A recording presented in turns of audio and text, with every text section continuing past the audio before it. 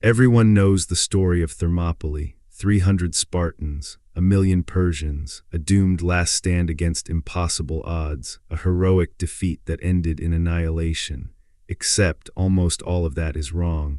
What if I told you that the Greeks at Thermopylae were not just Spartans, not just 300 men, and not hopelessly outnumbered by millions?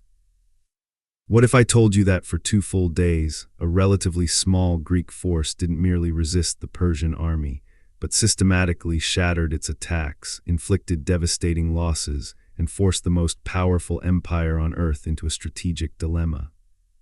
And what if the battle everyone remembers as a glorious failure was, in reality, a calculated operation that worked exactly as intended? To understand what really happened at Thermopylae, we need to strip away centuries of myth, patriotic storytelling, and modern pop culture and look at the battle as it actually unfolded. In the late summer of 480 BCE, the Greek world stood on the edge of extinction. The invading force belonged to the Achaemenid Empire, the largest and richest empire the world had ever seen.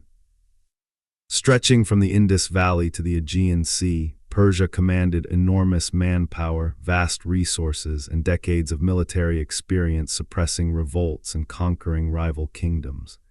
At its head was King Xerxes, ruler of kings, determined to finish what his father Darius had started, the complete subjugation of Greece. Persia did not need to fight cleverly. It did not need to maneuver delicately. It simply needed to advance. The Greek city-states, by contrast, were divided, suspicious of one another, and vastly outmatched in population and wealth. Their only hope lay in choosing where the war would be fought, and that choice led them to a narrow strip of land called Thermopylae. Thermopylae was not impressive to look at. It was a coastal corridor squeezed between steep mountains and the sea, barely wide enough in places for a few dozen men to stand shoulder to shoulder. Hot sulfur springs bubbled from the ground, hence the name Hot Gates. It was unpleasant, cramped, and strategically priceless. Here numbers meant nothing. Here cavalry was useless. Here the vast Persian army would be forced to attack head-on again and again through a killing funnel. This was not a desperate last stand chosen by doomed men. This was a trap. The Greek force that marched to Thermopylae numbered somewhere between 5,000 and 7,000 men at the start. They came from multiple city-states: Spartans, Thespians, Thebans, Corinthians, Arcadians, and others. The famous 300 Spartans were simply the elite corps, professional heavy infantry sent ahead as the backbone of the defense. They were commanded by King Leonidas of Sparta, but this was not a Spartan army alone. It was a coalition force, operating under a shared strategic goal: delay the Persian advance for as long as possible. Across the mountains and along the coast, Greek allies scrambled to mobilize. Most importantly, the Greek navy prepared for a decisive confrontation at sea. But ships take time to assemble, crews take time to gather, alliances take time to solidify. Time was the one resource Greece desperately needed. Thermopylae was how they planned to buy it. When Xerxes' army arrived at the pass, he expected fear, hesitation, or surrender. Instead, he found a wall of bronze shields and spear points blocking his path. For 4 days, the Persians waited. Xerxes assumed the Greeks would eventually retreat. Surely no sane force would attempt to stop the full weight of Persia in such a narrow place. Surely this was posturing. It was. On the 5th day, Xerxes ordered the attack. What followed shocked the Persian command. The Greeks did not break. They did not retreat. They did not even bend. The hoplite phalanx advanced in disciplined formation, shields locked, spears thrusting in unison. Persian infantry, lightly armored, trained for mobility and missile combat, were cut down in waves as they tried to force their way through the pass. Persian archers darkened the sky with arrows, but bronze helmets, overlapping shields, and tight ranks blunted their effect. Arrows glanced off armor or lodged harmlessly in shields. The Greeks kept advancing. Xerxes sent in fresh troops, then more again. They failed. Hour after hour, the Persian assaults collapsed into chaos. Men were crushed against one another in the narrow corridor. Those in the rear pushed forward, unable to see that the front ranks were being slaughtered. Greek soldiers rotated in and out of the front line, maintaining endurance and cohesion. The Persians could not. By the end of the first day, Persian casualties were severe. Ancient sources describe piles of bodies clogging the pass, Persian officers killed trying to rally their men, and growing confusion within the invading army. This was not a symbolic resistance, it was a tactical domination. On the second day, Xerxes committed his elite force, the Immortals. These were the professional corps of the Persian army, 10,000 strong, well-equipped by Persian standards and fiercely loyal to the king. If anyone could break the Greek line, it would be them. They failed too. The Immortals suffered the same fate as the troops before them. Their shorter weapons could not reach past Greek spears. Their lighter armor offered little protection against the disciplined thrusts of the phalanx. The terrain neutralized their advantages entirely. By the end of the second day, Xerxes had achieved nothing except the loss of thousands of men and the unsettling realization that his army could be stopped. This is the part of the story most people never hear. For 2 days, the Greeks won at Thermopylae. They won every engagement. They inflicted disproportionate casualties. They held the pass exactly as planned. Persia did not push through by force. It found another way. A local Greek named Ephialtes revealed a mountain path that bypassed the main pass, allowing Persian troops to outflank the Greek position. This was not a battlefield breakthrough, it was an operational maneuver. When Leonidas learned that Persian forces were moving behind him, the situation changed instantly. The position was no longer tenable. Staying meant encirclement and destruction. So Leonidas made a decision that would define history. He ordered the bulk of the Greek army to withdraw. This is critical. The Greeks did not collapse, they did not rout, they did not get wiped out. They left because their mission to delay the Persians had already succeeded. Leonidas remained behind with a rearguard force, his Spartans, the Thespians who refused to leave, and a contingent of Thebans. Their role was to hold the pass long enough to ensure the safe withdrawal of the main army and to impose one final cost on the Persians. Only now does Thermopylae become a last stand, and even then it was not a suicidal charge born of despair. It was a deliberate rearguard action, one of the most disciplined and effective in ancient history. The Persians attacked from both directions. The Greeks fought until their spears broke, then with swords, then with hands and teeth. They inflicted further casualties even in death. When the battle ended, the Persians held the pass, but at a price far higher than expected, and after a delay that reshaped the entire campaign. Thermopylae did not save Greece by itself, but it made everything else possible. It gave the Greek fleet time to prepare. It stiffened resistance across the city-states. It proved that Persia was not invincible, and that disciplined troops fighting on chosen ground could shatter the illusion of overwhelming power. The legend says Thermopylae was a heroic defeat. The reality is far more dangerous because Thermopylae was a demonstration, a warning, and the opening move in a war that Persia would ultimately lose, and that is only the beginning of what really happened. What happened after Thermopylae is where the battle's true meaning becomes clear, because once the Persians marched through the pass, they expected the rest of Greece to collapse. Instead, they walked straight into the consequences of delay. While Xerxes' army had been bleeding itself against the Greek shield wall, the Greek world had been moving. Messengers raced across the Aegean, fleets assembled. Political arguments that had stalled cooperation for years were suddenly silenced by one fact: Persia could be stopped. The stand at Thermopylae transformed fear into resolve. Most critically, it bought time for the Greek navy to concentrate at Artemisium and later at Battle of Salamis, the engagement that would decide the war. This is where the popular narrative usually fractures history into neat chapters: Thermopylae as noble defeat, Salamis as brilliant victory. But in reality, they are inseparable parts of a single strategy. Thermopylae delayed the Persian army. Salamis destroyed the Persian fleet. Together they doomed the invasion. Xerxes advanced into central Greece expecting shattered resistance. Instead, he found empty cities, scorched fields, and an enemy that refused to fight on his terms. Athens was evacuated, its population fled to the islands. The Persians burned the city but gained nothing of value. This was not chaos, it was preparation. The Greeks understood something fundamental about the Persian war machine. It relied on speed, intimidation, and supply lines. Delay blunted all three.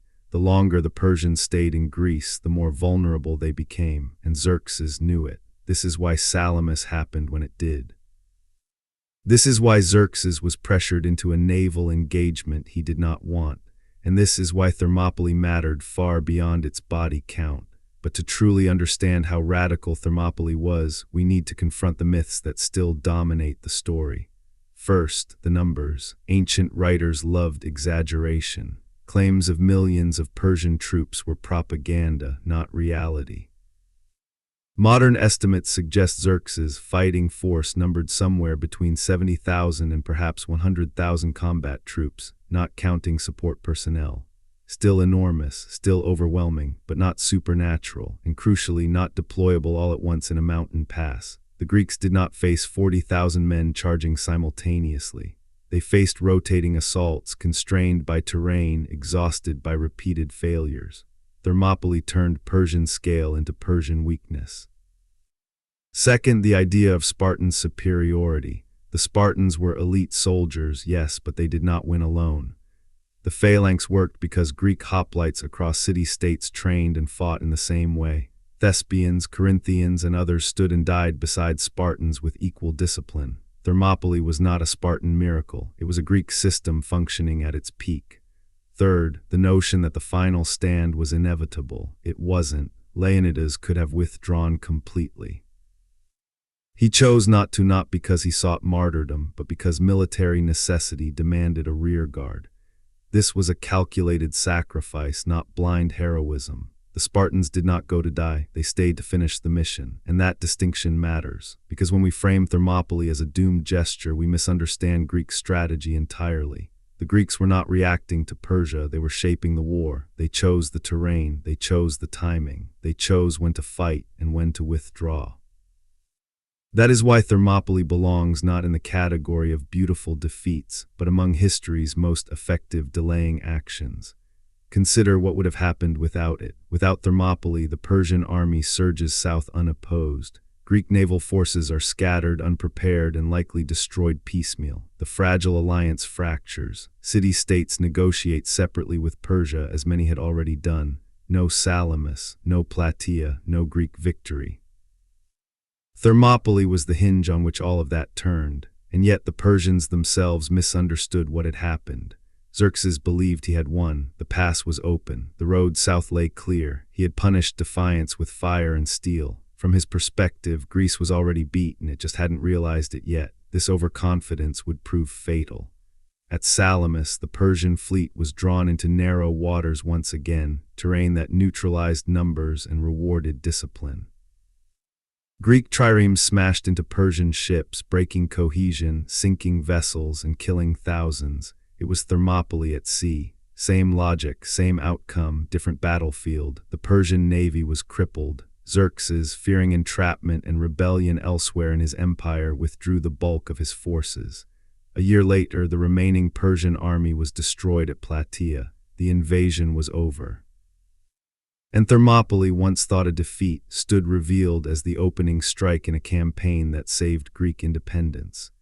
This is why Thermopylae terrified empires for centuries, not because of the courage on display, but because of the lesson it taught, that empires fall not when they lose battles, but when they misread them. The Persians believed victory meant occupation. The Greeks understood victory meant survival. Thermopylae was never about holding the pass forever. It was about controlling the tempo of the war, and they succeeded. So when we return to the famous image, 300 Spartans standing against an ocean of enemies, we should see it differently, not as a tragic ending, but as a signal that Persia could be resisted, a signal that discipline could defeat mass, a signal that strategy mattered more than strength. Thermopylae was not the story of men who died because they were outmatched. It was the story of men who fought because they knew exactly what they were doing, and the empire that failed to understand that paid the price. Because Thermopylae didn't stop Persia with swords, it stopped Persia with time, and in war, time is everything. But even that isn't the full picture yet, because Thermopylae didn't just reshape the Persian invasion, it reshaped how war itself was understood. Before 480 BCE, the assumption across much of the ancient world was simple: bigger armies win. Empires conquered because they could replace losses, intimidate resistance, and overwhelm defenders through sheer scale. Persia embodied this logic perfectly. It had crushed kingdoms far larger and more unified than the Greek city-states with exactly this method. Thermopylae cracked that assumption. What Leonidas and the Greek commanders demonstrated was not bravery, that was expected, but predictability. They showed that a massive imperial army, for all its size, behaved in ways that could be anticipated, manipulated, and punished. Xerxes had no choice but to attack frontally. Retreat would signal weakness, delay would strain supplies. Going around the pass required local knowledge he did not yet have. Thermopylae forced him into a narrow set of bad options. This is why the first 2 days matter more than the third. Those days were not symbolic, they were diagnostic. The Greeks learned exactly how the Persian army fought, its command structure, its tolerance for casualties, its reliance on momentum. And the Persians learned something far more dangerous, that their soldiers could be stopped and that elite status meant nothing in the wrong terrain. News of this spread quickly. Persian troops talked. Allied contingents from across the empire saw immortals die like ordinary men. Greek cities that had hesitated now understood that resistance was not suicide. This psychological shift cannot be overstated. Wars are not only won on battlefields, they are won in expectations, and Thermopylae shattered Persian expectations. It also exposed the limits of imperial command. Xerxes could order attacks, but he could not change physics. He could not widen the pass. He could not make arrows pierce bronze. He could not force lightly armored troops to win a pushing contest against men trained from youth to fight shoulder to shoulder. The Greeks, meanwhile, fought exactly the war they had prepared for. Their hoplite system was not designed for pursuit or maneuver. It was designed to hold ground. Thermopylae was the purest expression of that doctrine ever attempted. Every weakness of the system, lack of mobility, vulnerability to encirclement, was mitigated by terrain and planning.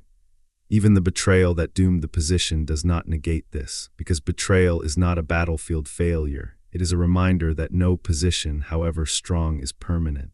Leonidas understood that the moment the flanking path was compromised, the value of the pass dropped to zero.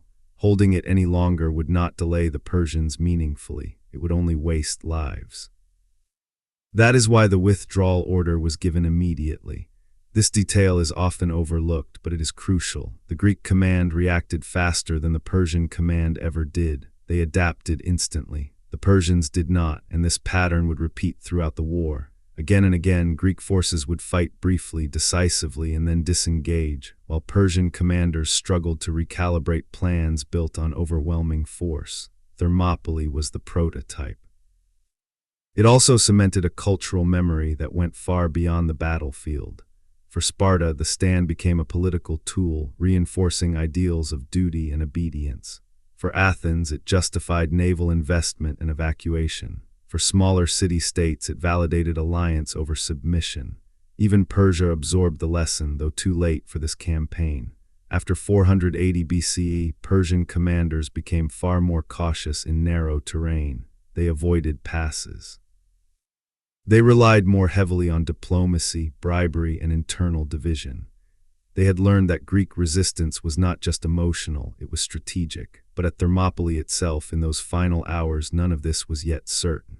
The Greeks who remained behind did not know that Salamis would be won. They did not know that Plataea would destroy the Persian land army. They did not know that their stand would echo for thousands of years. What they knew was simpler. They had delayed the enemy. They had inflicted damage. They had given Greece a chance, and that knowledge changes how we understand their actions. This was not blind courage in the face of annihilation. It was controlled violence in service of a larger plan.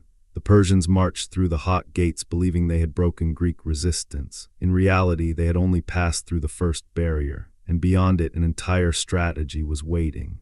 And that strategy depended on something the Persians consistently underestimated: choice. The Greek city-states could not match Persia in manpower, wealth, or imperial reach, but they retained one decisive advantage: they could choose when and where to fight. Thermopylae was the clearest expression of that freedom. By abandoning open plains and refusing decisive battle on Persian terms, the Greeks inverted the logic of empire.